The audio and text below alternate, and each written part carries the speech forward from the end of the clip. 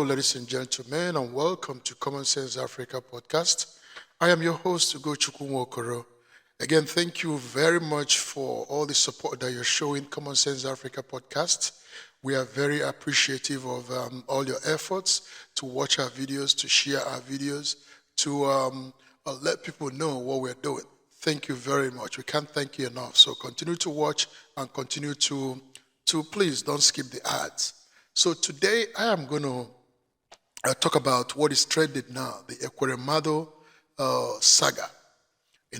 So I just want to talk about it. So as much as I do not think that this is an issue of organ harvest or taking advantage of a minor to harvest his organ, trafficking a minor abroad to harvest his organ. Rather, I think this is a case of organ donation gone wrong.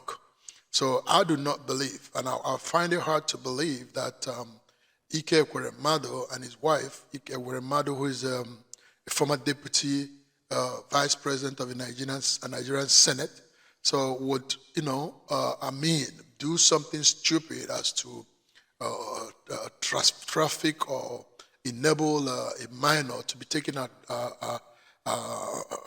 advantage of or to take abroad only to harvest his organ. I don't think he would do that. So I'm going to leave that alone. I don't want to talk about that because it's a case of a desperate parents, trying to save the life of their daughter. So I don't think I'm qualified to talk about that because there's a whole lot of emotion, unconditional love of a child involved. So, and I do not want to get involved with that, and I do not want to make excuses for the Ekweremadus if they did do as charged. So, but hopefully they did not. So I think is a case of organ donation gone wrong, and I do not think that the young man in question will be 15 years or below, or even 18 years or below. I think it has to be somebody older than that. Again, like I said, I think it's a case of now we are hearing that the young man is trying to apply for asylum, and I heard that he was taken to abroad, for investigation to see if it's a match to the daughter of Ekweremadu so that he can donate the organ, or the kidney in this case. So I think, and now we are hearing that after investigation, he wasn't a match. So he was facing a situation whereby he had to go back to Nigeria. And we heard that he concocted this, so that he can get an asylum. But that also will be very stupid of a young man because the British people are not stupid. British investigators will find out his actual age. And, so I honestly think that when all said and done, Ekweremadu will be exonerated. It will not be a case of trafficking a minor abroad to harvest his organ. So rather, it's more like, using his political influence, his position in authority to influence, visa for this individual to go abroad. So anyway, I'm going to look at the bigger picture, So folks, this is what we've been talking about. If Ekweremadu, his peers, the governors, and all of them in political power have done the right thing, this whole thing will not be happening to Ike Ekweremadu, because even if he has to find somebody to donate organ for his daughter, all that could have been done in Nigeria. If Ekweremadu, while he was the deputy senate president or a senator, if they had worked towards having a sound healthcare system in Nigeria, this procedure is not a very complicated procedure. They could have had numerous hospitals in Nigeria that can do this procedure. And whether this is the investigation to see if they can find a match or the actual surgery itself, all these things could have been done in Nigeria. But no, they are busy. Okay, we go abroad and all these are whatever. You see, going abroad, this is what it costs. So if they had a good hospital in Nigeria, if Ekweremadu and his peers, the governors, the president, the senators, if they had worked towards building infrastructure, medical infrastructure in Nigeria, this scandal that Ekweremadu is facing, would not be happening. He would not be facing such a thing. Because the whole thing could have been done in Nigeria peacefully, quietly, nobody would even know. But look at the process he had to go. First, he had to write to British High Commission, to support the visa granting of the young man, exposing himself more. And then he had to travel with the young man, with his wife and all that, exposing himself more. So, so the young man could have taken advantage if he's facing going back to Nigeria. So now, I hope this is a lesson that all the government officials will learn. That yes, we need to develop our own. We need to build a sound medical system in Nigeria. There are lots of Nigerian doctors performing this feat. And I'm sure there are lots of Nigerian doctors that are resident in Nigeria that can do this. What they don't have is the hospital and the equipment to do it. So there's no reason why this thing should be happening. So I hope Nigerian governors, Nigerian government leaders, the senators and all that, this is the time. This is a call to action. This is a call to action. Rise to the, to this call to action. There's no reason why you cannot have in every state at least one sound world-class medical facility that could have done this thing. So let it be a lesson, to all you government officials that are junketing around on medical tourism, for little things. Up to date, the Nigerian president goes abroad for medical checkup. Nobody's even talking about the implication, the security implication, the national security implication of having our president go abroad for any single medical attention. When the president goes to another country, he's at the mercy of that country. They can take advantage. Have you people in Nigeria actually thought about what it takes every time, like American president wants to go to a medical facility? There's always a particular medical facility that the president goes, and that is for national security reasons. The Walter Reed. There's a reason, and then of course it's surrounded by security. They do all kinds of things. They check all kinds of things before somebody can even get close to the president attending to him. But no, the Nigerian president would jump from Germany to London to Spain to France to everywhere, anywhere there is. Our government officials will go there for medical, tourism, not thinking about the national security implications. If the president, the governors, every time they continue junking around, all these things affect us besides, the monetary aspect that is involved. What does it take to build a sound medical facility that can do something as small as kidney transplant, where you have a lot of Nigerian medical doctors across the globe performing the same feat? All it takes is build the facilities and bring them home to do that. Why on earth is it so hard to do? If Ike Ekweremadu and his peers at the Senate, the governors, the president, and all of them, if they had worked towards building a good infrastructure for Nigeria, this thing would not happen. We would have had a good medical facility that would do this. And this scandal, this whole thing about, organ harvesting and all that stuff and all these bogus claims and all that would not happen. Now the British government, instead of handling it the way it's supposed to handle, use some type of diplomatic protocol, is blowing it out of proportion. All to curry favor from Nigerians. You Nigerians don't think the British people like you or the British government. They're just doing this to look good so that you don't begin to dig deep into what they are doing.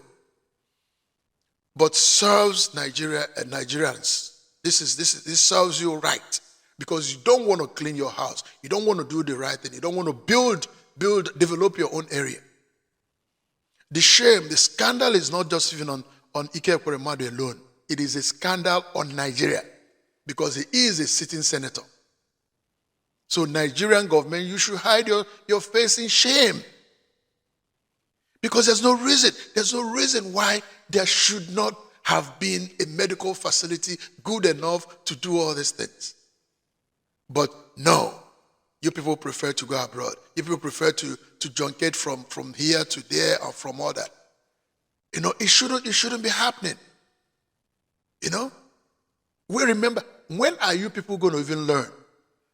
Abdul Karim Adisa died some time ago, long time ago, due to poor medical facility. Tons and tons of people have. Nobody, Nigerian government officials, you do not learn anything. This Ike Ekweremadu saga will come and then fizzle out, and then everybody will forget it, and people will continue again junketing around of medical tourism from India to Spain to this. Even Obasanjo's wife died in Spain doing plastic surgery. Still Obasanjo, that is. So when are you Nigerians going to learn? You're bringing shame, disgrace on all these things. Why? Meanwhile, you are supposed to be the ones building. Who is going to, if Ike Ekweremadu, the governors, the government officials that are supposed to build this, if you don't build it, who is going to build it? So you are the ones that are supposed to build it. So it's just a case of chicken coming home to roost. You know? So because if you did not go to Britain, to the UK to do this procedure, nobody will be talking about it. It could have been something that can easily be done in Enugu, his state, if you people were truly working for the interest of Nigeria. So the whole thing is, I do not have sympathy for Ike Ekweremadu for this thing, because he is a part of the problem. He is because he held a very important position, in our government. So a position that should have influenced the building of good medical facilities. He would, didn't he think that somehow, somewhere, that something like this could happen to him? No, they didn't think that, because they have access to going abroad. And you think it's every time that you go abroad that something like this will happen. And some of our useless leaders that even ex-presidents, you see some of them being on a wheelchair, going on medical tourism abroad because they failed. I was talking about former presidents. And up to date, they still don't think that that there's need to build good medical facilities. So when is this going to stop? When is this shame going to stop? Our president, President Muhammadu Buhari, went to the same Britain, and he spent upwards of 20, how many days? How many months? 3 months abroad, a president of a country. And nobody's talking about the security implications. A lot of them die abroad.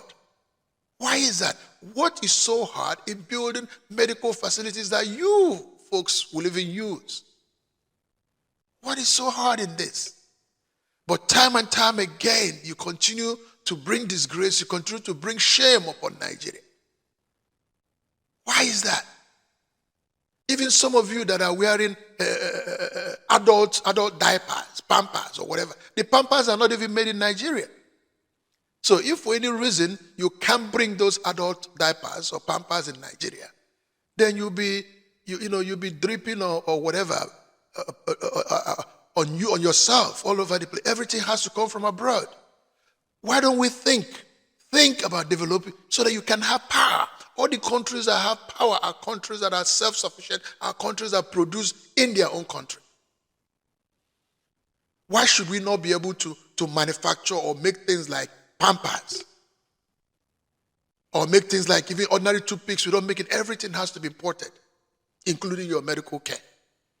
And then you expect to be respected? No, they'll play with it. They'll toss you around. Now, Ike Ekweremadu and his wife, they spend how many days in jail now? You have appeared before a magistrate, they are denied bail. How come you people don't learn? But instead you continue. You are in the Senate. All you're doing is padding up the budget so that you can steal the actual budget yourself, and then you still share the one you padded. When is enough going to be enough? How many times are you going to be disgraced before you learn to begin to do the right thing? How many times? So I hope this is, like I said earlier, is a call to action.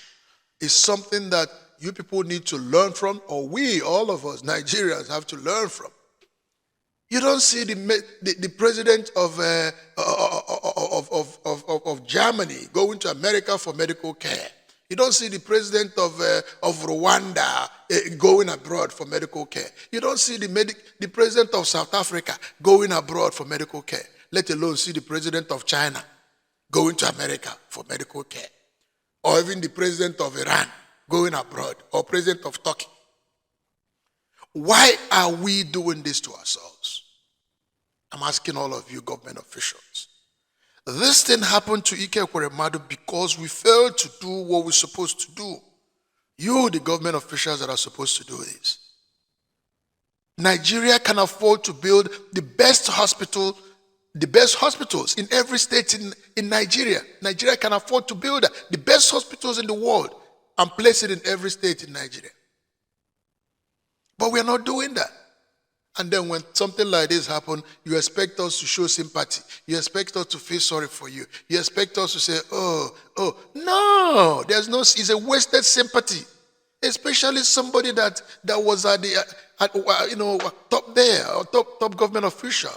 Ike Ekweremadu was up there. He could have influenced building hospitals. Even our former president Yaradua, when he was so sick, he was abroad again. Why are we doing this? Why? What has drained our thinking faculty, our medulla oblongata? What has drained our brain that we can't reason like human beings? What is wrong with us? Now, what is trending is ordinary organ kidney transplant that happens everywhere, in every other country, and nobody hears about it. Now it is a scandal on Nigeria. It is a scandal brought about by a Nigerian senator, blown out of proportion by the British government, that is looking for favor, looking for so that they can appear good to Nigerians and to Nigerian people. So the whole thing could have handled diplomatically, but no, there's an undertone. There's really something else, behind this whole thing.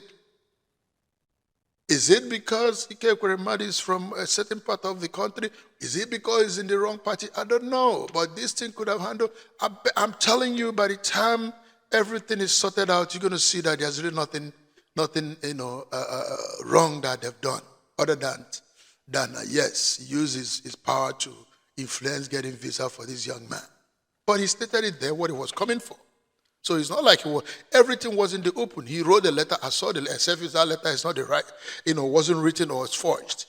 But he wrote a letter stating his interest. So it's not like he was hiding anything. He wasn't hiding anything. So that is why I said, I am surprised that the whole thing is not handled diplomatically. Because he did state, and from the letter Ike Ekweremadu wrote, he stated intentions. It's not like he was hiding it. It's not like he was sneaking to do that. So why is the British blowing it out of proportion? That's a question we'll ask. Why? Why? When he wrote the British High Commissioner stating what this young man was going to Britain to do for investigation to see if he's a match, so why now? You saw it then. Why now are you blowing it out of proportion? Saying that him and his wife are involved in trafficking a human being to harvest his organ. That is not fair. And now you're saying he's a minor.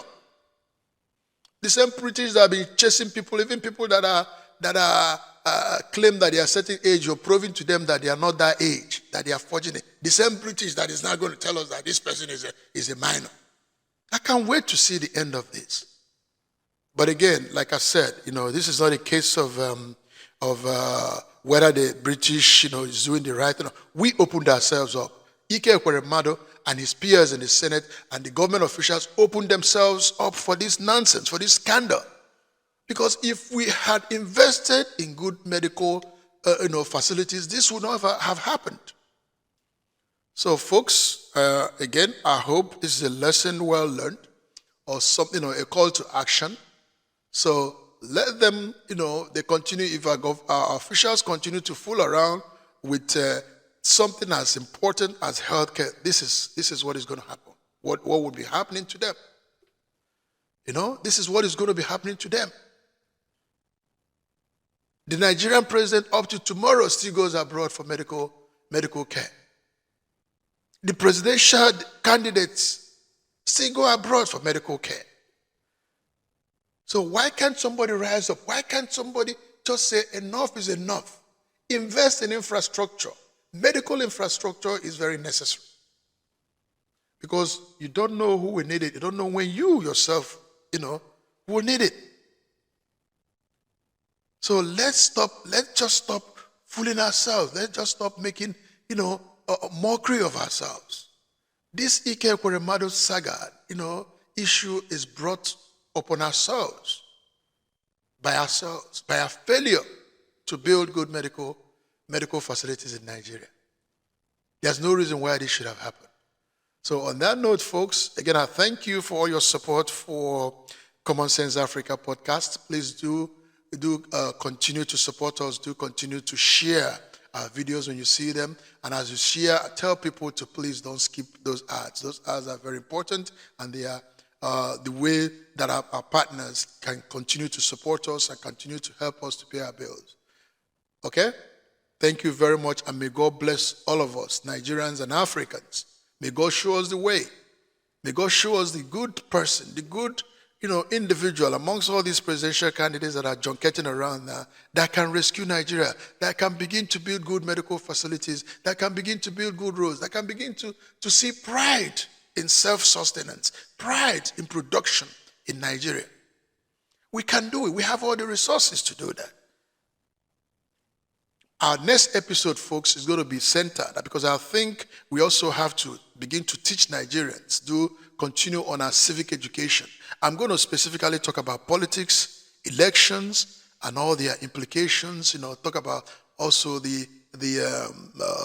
all the arms of government, and how we, the people, empower the politicians.